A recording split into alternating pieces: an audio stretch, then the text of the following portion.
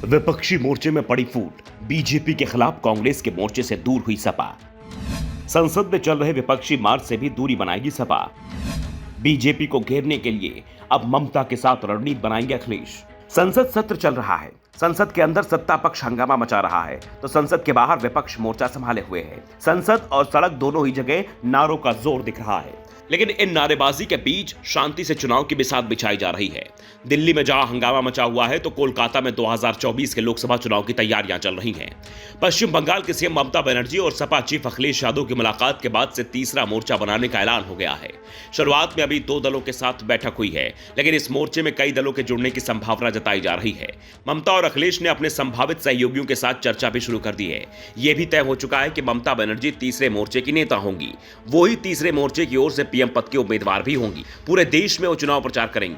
TMC ने बंगाल की 40 seat जीतने का टारगेट तय किया है। बंगाल के बाहर भी पार्टी करीब 10 सीट जीतने का टारगेट लेकर चल रही है। गठबंधन को लेकर पहले सपा चीफ अखिलेश यादव ने बात की।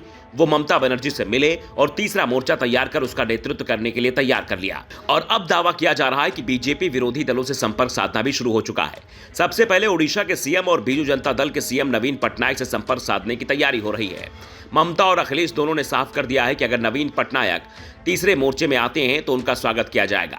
नवीन पटनायक लंबे समय से गैर बीजेपी और गैर कांग्रेस की राजनीति से आगे बढ़ रहे हैं। ओडिशा में उनका जबरदस्त आधार है। 23 साल से लगातार वो ओडिशा के सीएम हैं। सबसे लंबे समय तक ओडिशा के सीएम रहने का वो रिकॉर्ड भी बना चुके हैं और 2024 का विधानसभा चुनाव जीत जाते हैं तो भारत के सबसे लंबे समय तक सीएम रहने का रिकॉर्ड भी बना लेंगे। वैसे नवीन पटनायक की जो रणनीति अभी तक रही है उसमें साफ है कि वो किसी मोर्चे में शायद ही शामिल होंगे। तीसरे मोर्चे में संभावित सहयोगियों में हरियाणा की इंडियन नेशनल लोकदल को शामिल माना जा रहा है। पंजाब में अकाली दल, कर्नाटक में जेडीएस, आंध्र प्रदेश में टीडीपी से भी संपर्क साधने की तैयारी की जा रही है। दिल्ली की आम आदमी पार्टी और तेलंगाना के सीएम के चंद्रशेखर राव की पार्टी बीआरएस तीसरे मोर्चे में शामिल नहीं होगी, यह तय माना जा रहा है, क्योंकि आप के मुखिया अरविंद केजरीवाल और बीआरएस चीफ चंद्रशेखर राव खुद को पीएम उम्मीदवार मान रहे हैं। ऐसे में इनके तीसरे मोर्चे में शामिल होने की संभावनाएं नहीं दिखाई दे रही हैं।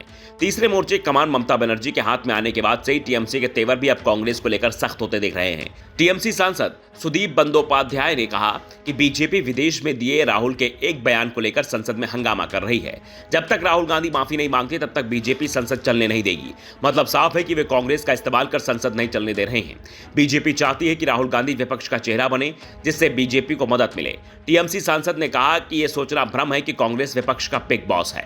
ममता बनर्जी 23 मार्च को नवीन पटनायक से मुलाकात करेंगी। हम अन्य विपक्षी दलों से भी बीजेपी और कांग्रेस दोनों से दूरी बनाने के लिए बात करेंगे। उन्होंने कहा कि हम ये नहीं कह रहे हैं कि यह तीसरा मोर्चा है, लेकिन क्षेत्रीय दलों के पास बीजेपी का मुकाबला करने की ताकत है।